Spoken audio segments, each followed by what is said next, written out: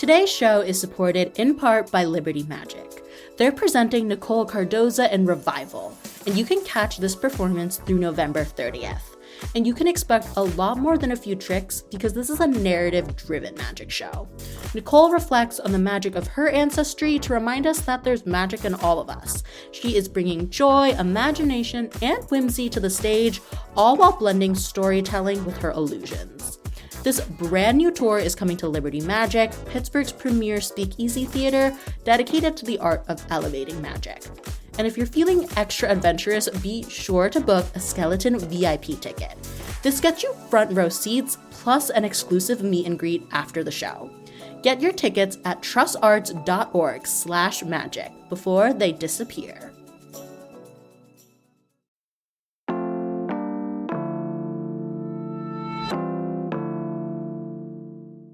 Today on CityCast Pittsburgh, if you step outside the city, outside Allegheny County, being a registered Republican is pretty common. But it wasn't always like that.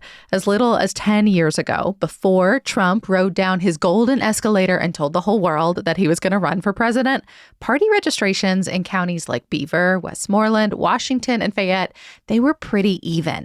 But since Trump, well, all of that has changed.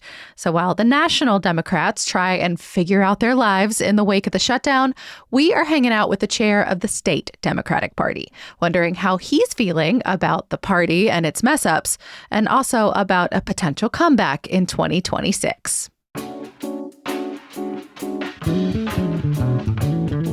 It's Tuesday, November 18th. I'm Megan Harris, and here's what Pittsburgh's talking about.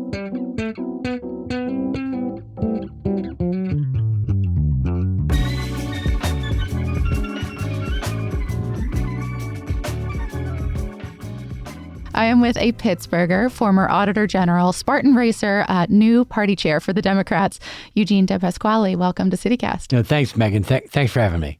What can Democrats do to suck a little bit less right now? Well, start by winning. Actually, we did win a lot this past election. In Allegheny County alone, there was close to 500 elections where there was a Republican and a Democrat on the ballot. Republicans only won 11 of those races. But having said that, we've got a lot of work still to do. So winning is how you start. I think it's also running, sometimes better candidates, doing a better job of listening, but doing a better job of being out there and actually fighting for something as well and addressing the needs of the people of this region and country. And, if the economy is bad, don't try to gaslight them and tell them it's good. Yeah. I mean, it feels like locally, right, in Pittsburgh and Allegheny County, there was some momentum coming into the month. But then the shutdown stuff happened. That kind of feels embarrassing for Democrats. So my take on this is a bit different just from a life story. See, my brother had muscular dystrophy. So when I was a kid, we could never have health insurance. Yeah. So the Affordable Care Act took that problem away for millions of families across the country. Same for mine. Yeah. I mean, and it's not because we couldn't get health insurance. We just didn't. It just wasn't a priority for our family. So, Trump has been trying to get rid of the Affordable Care Act since he rode down that escalator. And that's what this fight was about. And I think we were actually winning the fight. It seems like a lot of analysts agree with you. And to me, it's like, if you're going to cave, do it on day one and don't drag everyone else through it. Why wait when we would actually basically had won the public argument and the public was siding with us, and we weren't asking for stuff that wasn't broadly popular. This was an 80% issue, which is trying to keep health insurance subsidies affordable. Full stop. That's what Democrats were asking for, and they shouldn't have given in on it. So here you are sitting in the middle of this, success here in Pittsburgh and Allegheny County, and I would say maybe abject failure on the national level, and you're representing Democrats at the state level. What is that challenge like for you right now? Well, it certainly, especially coming off the election victory where we had a lot of momentum. And I do think, we've got a broadly popular Governor Josh Shapiro, and we have a House Democratic majority. Senate is Republican in Pennsylvania. We just actually had the reverse in Pennsylvania, where we had a huge budget win. We actually won historic investments in education, historic investments in job training. So we had a lot of wins that just happened. But no line item for transit, which is sort of a bummer. Yeah. Well, And here's where, again, but the governor did go into the trust fund to at least make, if the Senate Republicans weren't going to do it, he didn't, unlike in D.C. where there was a cave, he actually made sure for the next 2 years that money is going to be there. So I believe he exerted leadership there, unlike the cave that we saw in D.C. Yeah, but speak to that challenge part. It is an interesting thing to be in a split state like Pennsylvania. We have a split legislature to try to represent and rally a party that, frankly, it seems like at least on the national level, I don't know what your conversations are like. It doesn't seem like there's a cohesive message. No, and one of the advantages of the Republicans right now is they do have a president now. But it's all built around a personality, right? Not really a platform. Oh, that's right.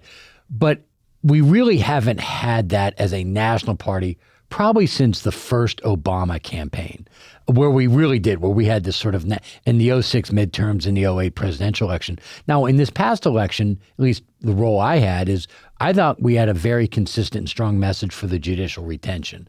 I think that's something to build upon moving forward.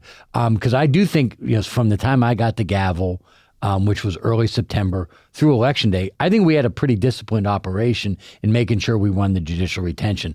Now, the national part of it, I'd love to sit in and tell you, here's my 3-point plan to get every national Democrat. I know that's not exactly your circus, but I want to make it clear that, I agree with, I'm as a Democratic voter, they need to get their act together because say what you want about Trump, he won twice and almost won a third time. So it's pretty clear we're doing something wrong at the national level. When he says the reason why the elections went the way they did in this month is because he wasn't on the ballot. And I don't know that he's wrong. You can't argue against something that didn't happen. I know. It's not something you can actually quantify. I do think that there was a complete rejection for the people that showed up against his policies. Now, what happens when he's on the ballot? Well, hopefully we're never going to have to deal with that again. How do you think you can maybe build upon some of the success that Democrats saw statewide? Because it wasn't just here in Allegheny County. I think that was one of the most interesting things about November to me is that you had some really deep red rural areas that had school boards or townships flipped for the first time and in some cases 20 years. We won a judgeship in Clearfield County, which was a Trump plus 50 county, and other stories like that. But part of it is we went everywhere. We had a consistent message and we went everywhere. And what do you mean went? Door knocking, community events, that kind of thing? All that. I went to from September, I wasn't even a candidate, from mid-September through Election Day. I think I was in 22 counties. The judicial statewide judges, they went to, I think all 67 counties were touched by them. So that's but that's not what happened in the previous cycle. So, sometimes you get credit just for showing up. People go, oh, they care about us. I haven't seen a Democrat in X number of years. So that certainly helped. But I also think we ran on a message that resonated. It was abortion rights, education funding, and the Nonpartisan Bar Association gave them all the highest ratings. And we also talked about them protecting voting rights in our democracy. That resonated with voters across the spectrum. Does it have to be that existential every time? Because, in the case of the judicial retentions, it's these things will likely come up in the next few years. You want people who agree that this access is important. You want them on the bench. But that feels hard. That can't be the message every time. While Trump is in office, and until he actually isn't on the ballot in 2028, that threat is going to be lurking out there. There will be a time, and I'm knocking on wood, people that can't see me, I'm knocking on my head. There's going to be a time where this guy just isn't running again, and we get back to quote unquote normal Republican against normal Democrat. But while Trump is in office, it is not normal.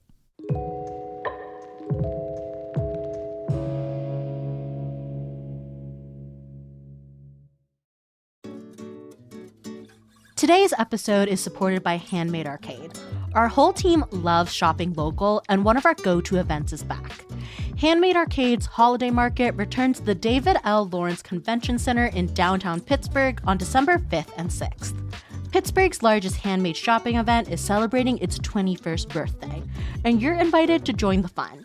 Shop from over 290 makers and artisans, offering gifts like gorgeous wood cheese boards, cute little parking chair stickers, jewelry, and so much more.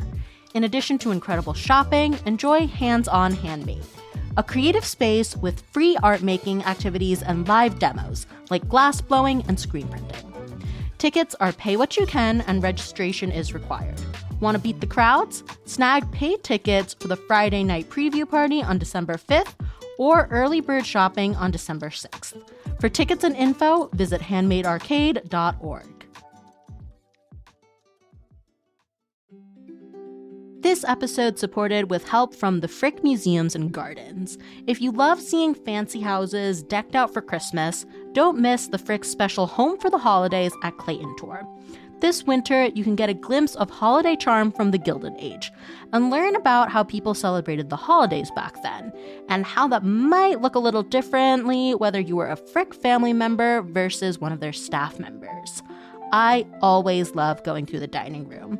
And on this limited time tour, you'll see recreations of the Frick's holiday meals. Other tour highlights include the Christmas tree with decor from its time and art from local students throughout the home. And crafts are another standout part of the Home for the Holidays tour because the curatorial team found some crafts made by Henry Clay Frick's wife and daughter, Adelaide and Helen. Home for the Holidays at Clayton Tours run Tuesday through Sunday from November 21st to January 4th. Get your tickets in advance because the holiday tour is always in high demand and days often sell out. Get your tickets now at thefrickpittsburgh.org. So I guess what happens then in 2026? Because one of the things that I think I've been really interested in and surprised by, to be honest, is the registration advantage, especially on our side of the state. Like, it's just changed so much since Trump came on the scene, since Obama ran, and in some counties going back to the 90s, like Republicans and Democrats used to be registered at like fairly even levels in some counties. And that's just not true anymore. Right. Republicans have way more registrants than Democrats do. We basically had lost every month for 5-6 years. But basically the first 2 months of my chairmanship, we reversed it. We actually won the last 2 months statewide in voter registration. But what happened is there's two things that happened. One is Trump, we could sit here and say we don't like it, but he did get a lot of blue collar voters that had traditionally voted Democrat, and they shifted over Republican. And that was particularly pronounced in Western Pennsylvania outside of Allegheny County. The second part of that is the National Democratic Party and affiliated groups put more money into nonpartisan voter registration while the Republicans were focused on partisan registration. Those two things combined led to the Republicans basically making the voter registration lead for Democrats very narrow. But it's important to point out, because I think this is the most critical point, and I've got a 26-year-old son and a 22-year-old daughter, is that the number one increase in a party in Pennsylvania has been independent and unaffiliated. So even when we beat them or they beat us, there's still a lot more independents that are getting added to the ranks, because I think most younger voters have lost faith in both parties across the board. So I think as Democrats, even if we win this micro battle over Republicans in a voter registration, we have to do a better job of rebuilding our brand nationally. And this, what you just saw from the cave in the Senate, is an example where, like, Scott Galloway, who's just wrote a book. He said, "Do you want to be in a foxhole with those 8 people?" I mean, the reality is one of them is Pennsylvania Democratic Senator John Fetterman, and that's somebody that everybody knows. He's a leader in the party. You have to deal with that reputation when you're trying to sway people to care about being a Democrat. Now, the Fetterman did have a fall and he's in the hospital, so we all wish him well. I've got to work with everybody. Yeah, but I mean, how do you do that? Like, not necessarily working with him specifically, but like talking to somebody who, maybe is open to registering to vote or going to vote, but like isn't sold on Democrats because they don't believe in people like him. Well, look, my job is to sell the party and to talk about all the things that I believe we do right and to acknowledge some of the things we do wrong. Because I think to sit here and pretend that we're perfect, I think is literally, people get it. It's impossible. But, making the case on why you want us to have power again. And if someone disagrees, say, hey, I'm going to keep coming back and I'm going to keep asking. What is the case? Can you give us a little bit of the sales pitch? Yeah. So first of all, defending fundamental freedoms like abortion rights and marriage equality. That's number one. Number two, fighting for everyday working Americans. Fighting for paid family leave, fighting to increase the minimum wage, fighting to have more affordable health care. Now, again, somebody could say this 1 or 2 people didn't do that, but that's the broader message. That's what you want the party to believe in. Yeah, we are the only party that's taking climate change seriously. We are the only party that's actually fighting for labor rights and union rights and making sure that even if you're not in the union, you get a better wage and better working conditions. I strongly believe that we are the only party doing that. Why isn't that message resonating as much on this side of the state? Because like Philly, for example, and the counties around it, like they've stayed predominantly Democrat in a way that we just haven't. Right. Different demographics, much more. I think we had much more, and you see this where this existed in the eastern part of the state. When you were a former mill town, blue collar community, I think a lot of them felt Democrats lost touch with them, and that was all over where those communities existed. That happened there too. Just they weren't as pronounced in the Philadelphia suburbs, but some of those mill towns in Bucks County, whatever, you saw that as well. Does the message change when you're talking to somebody in a more depressed area or a more rural area? I think we've got to start with, and I've said this publicly, is recognizing some of the downfall of trade. What I've said is that, look, I don't like how Trump talks about it, but he has recognized this issue that some international trade deals have hurt our blue collar, paycheck to paycheck communities, and we as a federal government and even a state government over the course of the 30 years, when you think post NAFTA, have not done enough to help those folks that lost their jobs because manufacturing jobs were shipped overseas. And so they saw both parties not doing enough. And Trump comes in and basically says, we're going to do something about trade. Now, look at his actual policies, that hasn't helped. But he was the first one that actually talked about it in that way. I think that helped him poach a lot of voters. So what do you do about that? First of all, you go back to, as a party, we have to say some of these prior trade deals were bad. And we're going to renegotiate these trade deals and make sure that American consumers are put on equal footing with consumers across the world. And U.S. manufacturing is going to put on equal footing across the world. You've got to fight with the idea that we've got the largest group of consumers in the world from a wealth standpoint. Other countries want access to that. You're not going to get access to that unless we get a good deal. Is that something that you can do from this platform in Pennsylvania, or is that something you can kind of like push for and hope the Nationals take it up too? Well, I'd love to tell you that as the chair of the Democratic Party, I'm going to negotiate these trade deals. But I think it's something I can advocate for and get them. And I think you've got Summer Lee here. You've got Chris DeLuzio. They are talking about this as well. So, I think there's a lot of good Democratic officials that are talking about this issue.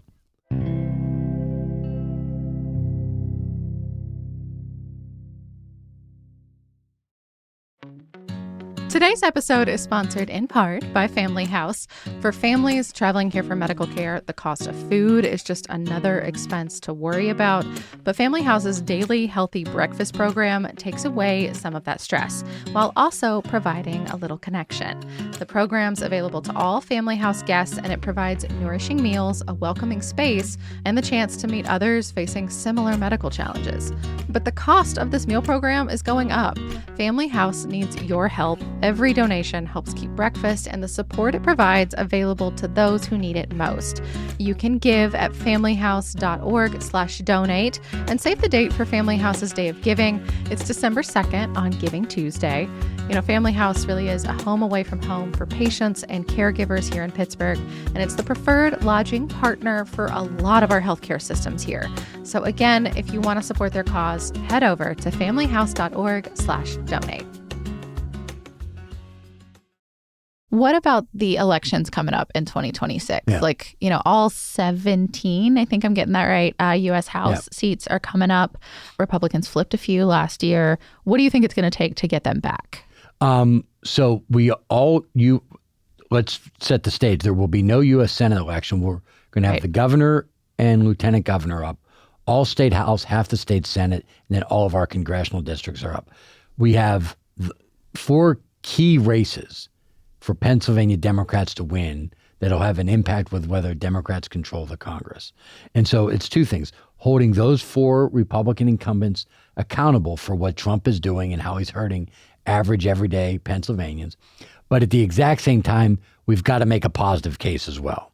And I think we've got to talk about specifically how we're going to lower prices, how we're going to make life more affordable for everyday Pennsylvanians, in addition to the criticisms of Trump and holding them accountable for the chaos, the higher prices, and the tariff policies. We've got to do both. If we do that, we will win these races. I feel like that message of, Trump sucks, come hang out with us instead, does get you a little way in the door for some people, but not everybody. Like it feels like sometimes we're lacking the next step. Right. No, and I was for Kamala Harris 1,000%. But if you saw a week before the election, she was with Liz Cheney in Bucks County talking about defending democracy, and Trump was in Philly talking about cutting taxes for tip earners. Now, was he pulling a con? In my opinion, the answer is yes. But that was a substantive issue that actually impacted the daily lives of a lot of Pennsylvanians, and for a lot of people that that were pro-dem. And look, I care about protecting democracy as well, but that was sort of this out there type of issue for people that didn't feel our current democracy was working for them. And that's where getting down to what are we actually going to do for you? Yeah, I mean, I think maybe that's why a lot of people connected with Zohran Mamdani in New York. He had an extremely clear message: free childcare, rent freezes. Right. Do we have those kinds of specifics here in Pennsylvania? Look, if you look at Governor Shapiro, I mean, he has done a lot of very good things in his 3 years in office with a divided legislature. When you talk about job training programs, the largest increase in investment education, particularly targeted to low-income districts, cutting property taxes. I mean, these are things that the governor has actually done in huge investments in infrastructure. And yes, not a dedicated stream for public transit, but he went into the reserves and got funding for transit and kept it afloat when he didn't get any help from the legislature. So at least particularly from the Senate. So that's something that is, specifically geared towards helping everyday Pennsylvanians. And he's going to be running on that record when he runs for re-election. Are you confident in his chances for 2026? I believe he'll win, but we can't take anything for granted. Josh Shapiro is probably the most powerful figurehead of the party right now, on the short list for Kamala Harris as VP. What does that do for your cause, trying to whip up support? Yeah, it gives us a popular governor to rally around. So when people, question, what's happening in the rest of the country, well, we've got a governor with a net approval rating in the 60s, or a positive rating in the 60s. So that means not only is he popular with the vast majority of Democrats, but independents and Republicans as well. And that's going to be a huge asset for us to work to flip the state Senate and to keep the state House. And that'll also help us in our congressional races as well. Is there anything that you feel like you can learn from his approach as it relates to trying to court maybe more centrist or conservative voters? Yeah, I think, first of all, if you ask sort of the average voter, whether they be Republican or Democrat, who doesn't pay a lot of attention to politics, they just feel he's a good governor, that he's doing a good job handling the state of affairs, that things are running well, that education's getting better, the roads are getting better. I know people get frustrated with the construction, but that actually helps lead towards better roads. I think that's how most people view him, as just he's doing a good job as governor. Do you think there's an element of also just being blunt and maybe occasionally leaning into the profanity of it all that also helps? His tagline is "get shit done" or "get stuff done" if he's at the church crowd. Yeah, right. Look, this is where Democrats sort of for a while forgot how to talk to average everyday people. And the governor doing that, I think, helps. I mean, when you say, yeah, that sucks. Or there was actually a time when somebody goes, Eugene, you talk about football sometimes, but all of America's turned against that sport. And I'm like, I don't think that's true. And I was like I said, you do realize that the NFL ratings are higher than PBS. Please tell me you don't have to like that. Yeah. But you can sit here and say, I think that Ernie and Bert should be more popular than the NFL. I said, that's an opinion, but I need you to understand it's not. I feel like there's this element of wanting to protect people's deeply held beliefs, but that's not necessarily how you always get stuff done. No, the judicial retention is one example. In the ads, it was about abortion, education, qualifications. And I had some Democrats go, Eugene, we're so mad at you. I was like, oh, okay, well, it's early in the day. Usually it takes me till 2 or 3 in the afternoon to really get someone ticked off at me. Well, what did I do this early? Well, you're not talking about redistricting reform enough. And I'd say, you mean in the ads? They're like, yes, that's correct. I said, well, and you're not going to see it in the ads. Why? Because that's not what average voters. Redistricting reform matters. Having fair districts matters. And I just know the average voter, that's not what they cared about. So you're not going to see it in the commercial. Well, I'm mad at you because of that. You can be mad and we're going to win. And be mad at me while we win as opposed to be happy with me and we lose. You pick. Yeah. I mean, what else are we not going to hear about that is on the long list but will not make the advertisement? What would be something that's very important and that we keep passing balanced budgets at the state? I can just, okay. It's not going to make the ads. It's very important. And I'm not sure how many people care. I mean, I think most of us are more giggling over the sheer delay in getting that balanced budget in. Right. It also does show that we're better off waiting to get a good deal than getting a bad deal early. You'd rather get the good deal on time, but the most important thing is to get a good deal. I heard you say that you're going to be doing listening sessions across the state. And we've already started those, by the way. Yeah. Are any scheduled in our area anytime soon? We already had one, and we're going to be certainly having more. So we're working to schedule some of those early December, yes. Okay. What would you like to get from those? And what are you hoping to hear from people?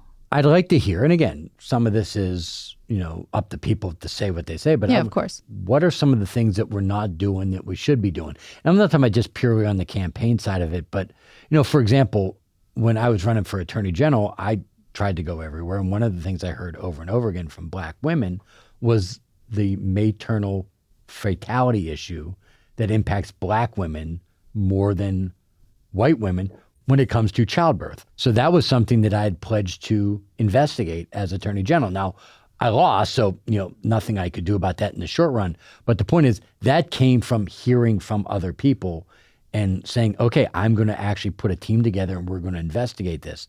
Hearing those type of specific issues helps you get something on the radar. So there's something not happening in a neighborhood, whether it's zoning or jobs or school or environment, whatever it is, hearing from your actual neighbors and community leaders and regular voters helps you put something on the agenda.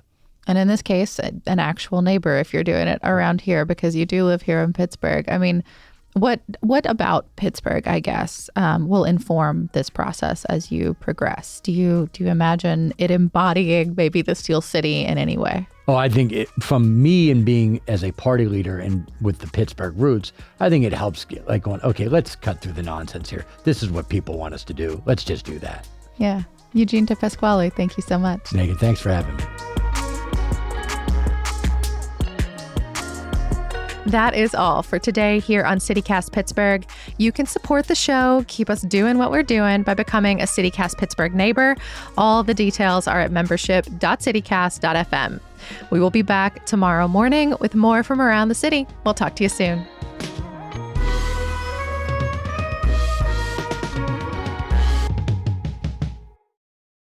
No push-up challenges in the middle of the office. That's a real example, by the way, for people who don't know that. Yeah.